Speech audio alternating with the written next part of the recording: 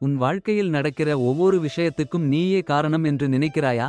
இன்று கிருஷ்ணர் சொன்ன ஒரு வரி உன் வாழ்க்கையை முழுக்க மாற்றும்.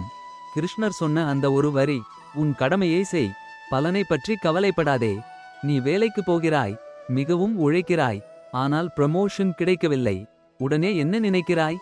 என்ன செய்தாலும் எதுவும் சரியாக நடக்கவே இல்லை. கிருஷ்ணர் சொல்கிறார், உன் கடமையை முழு மனதுடன் செய். பலன் தாமதமாகலாம், ஆனா தவறாது வரும்.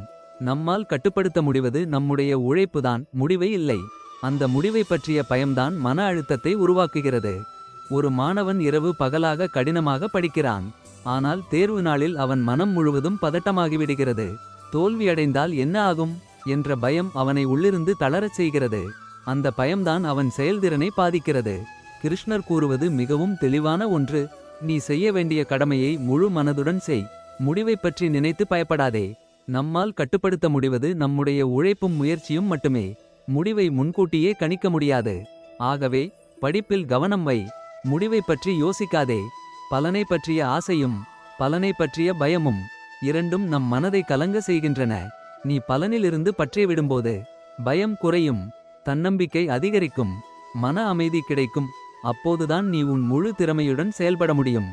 காலையில் ஒரு வேலை தொடங்கும் முன் இதை சொல்லிக்கொள், நான் என் கடமையை செய்கிறேன். பலன் கிருஷ்ணனிடம். சர்வம் கிருஷ்ணார்ப்பணம்.